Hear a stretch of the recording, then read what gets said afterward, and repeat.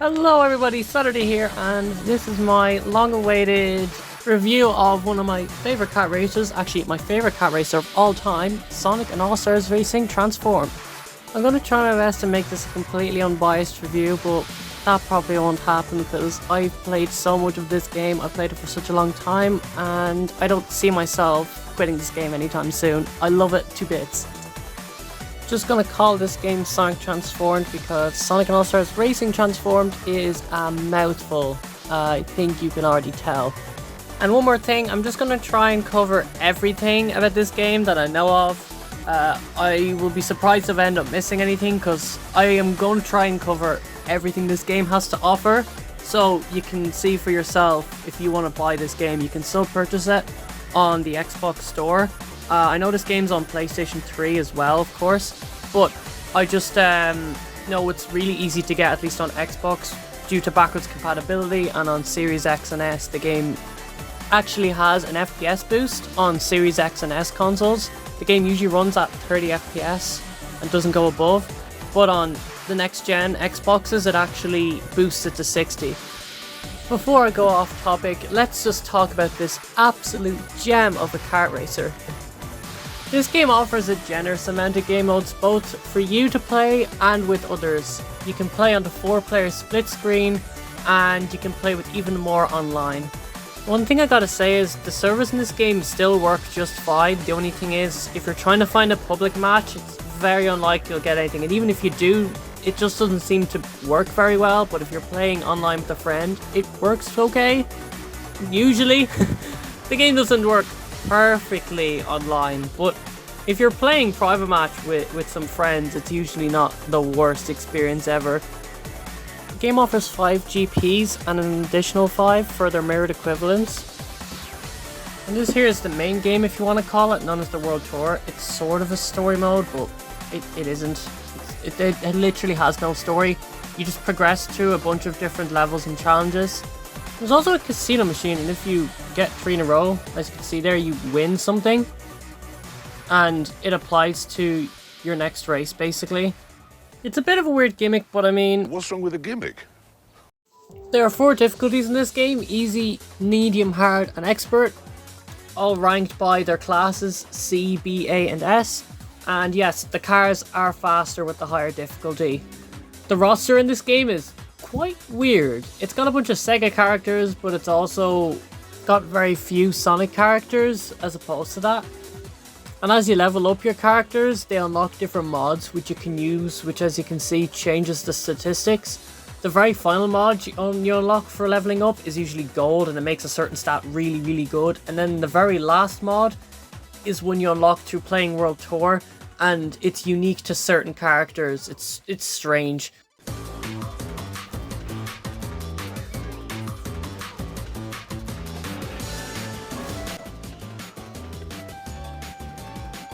Good question.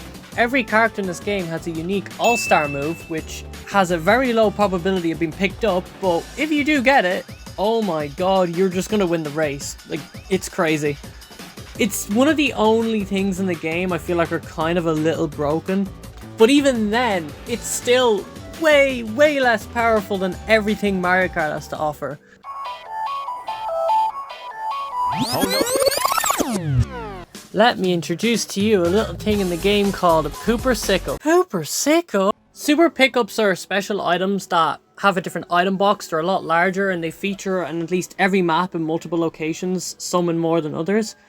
And what's really cool about them is said Super Pickup will always give you the same power up. For example, some will always give 3 boosts, some will always give 6 ice.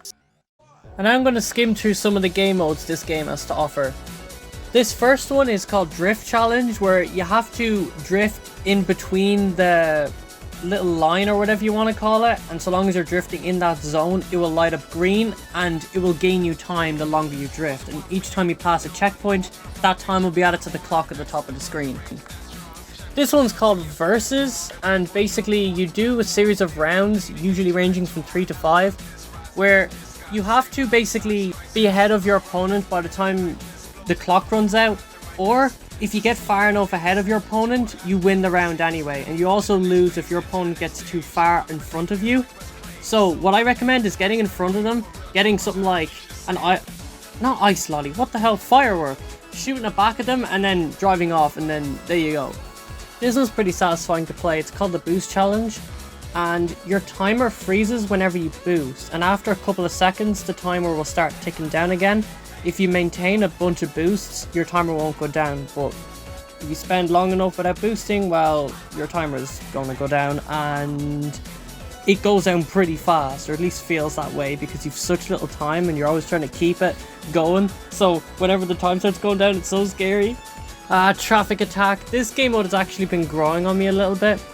Pretty much, you have to get past a series of checkpoints while dodging all the cars, and each different car behaves differently. So green ones just drive in a straight line, the orange ones swerve randomly, and then there's the blue ones, which are the police cars, which they follow you. So if they're not aligning with you, they'll try and, you know, turn left or right to try and block you, basically. And what's great, some maps do offer power-ups. Not all of them, but some of them do, and the glove, or especially the super glove as well, is brilliant. So you can just breeze through the cars like they're nothing, because the super glove can block infinitely, basically, but it's still on a time limit. But given the duration it's active, you'll be fine. So you can just fly through all the cars and you won't take any damage. But obviously it depends on the map. But this one here I don't think has it. This game mode's called the Ring Race, and it actually kind of reminds me of the ring races in Superman 64, except actually playable. And I recommend playing as a character that has really good handling. I always use Ulala when doing the ring challenges. I literally don't pick anyone else because she seems to be the easiest to fly, at least for me. And every time you pass through 5 checkpoints, you'll actually get a boost, so it can make you get through the checkpoints even quicker. And this is actually quite a fun game mode. Before I knew how good Ulala was at flying, I used to not really like this game mode because I found it really hard and just awkward. But just use Ulala and you'll be fine. This one's called Sprint, and it kind of reminds of the time trial mode in this game, where pretty much all you gotta do is beat a lap time, and you're given 3 attempts, but if you beat it on the first go or second go or whatever, it just counts as winning anyway. But it's weird having the 3 attempts because you can just restart or whatever, but whatever. I find this game mode pretty easy anyway, because the ghosts are usually much easier than the ones on time trial, especially the expert ghosts. Go try beat the expert ghosts, I'm telling you. Some of them on some of the maps are almost impossible. And the final game mode I'll be talking about today is Pursuit, which for the longest time ever was probably my least favorite game mode. Kind of still is, but I don't exactly dislike it. I used to really dislike this game mode. It was the only one I didn't like. But you basically have to fight a tank, and you're given a bunch of rockets, or as the announcer calls it, ammo. And these rockets are only used in this game mode. You'll never see them in just a regular race in the game. They're exclusive to Pursuit, which is kind of strange, but this tank actually has 3 phases. This one here is the first one, where it shoots green cube things. I don't know what they are, but you just have to dodge them, but you can also shoot them to destroy them. And on top of that, you can pick up a few hearts along the way in case you take damage. This is the second phase the tank has. Like I said, it has 3 phases. The second one I personally find the most difficult, where it shoots a bunch of orange rockets at you, and I feel like there's very little time to react to them. Even me here playing as Amy with a mod to give her max handling, some of these rockets are really hard to dodge, especially on this map, Sanctuary Falls, where the road can be so narrow for a tank. It's ridiculous. And the final phase, the tank drops a bunch of purple walls on the track. Most of the time you can dodge them without having to use your ammo. You can swerve around them, but sometimes the tank places them in ways where you basically do have to shoot them, or if you've no ammo, you're taking damage regardless. I used to find this phase the most difficult, but when I got used to it, since the walls are static and don't move, I now find the rockets the hardest. But the thing is, the reason I used to find the walls the hardest is because the tank drops them right in front of you. You have very little time to react or predict where the walls are going to arise from the ground. But the reason I find the rocket the hardest now is because they're just moving towards you, so it's kind of like, ooh, quick move. So that's pretty much all the game modes in the game, at least in World Tour, because most of the game modes are in World Tour.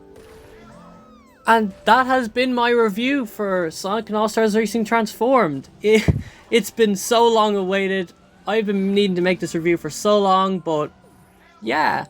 Thanks for watching if you've made it this far, and hopefully I'll make another video game review sometime in the near future. See you later!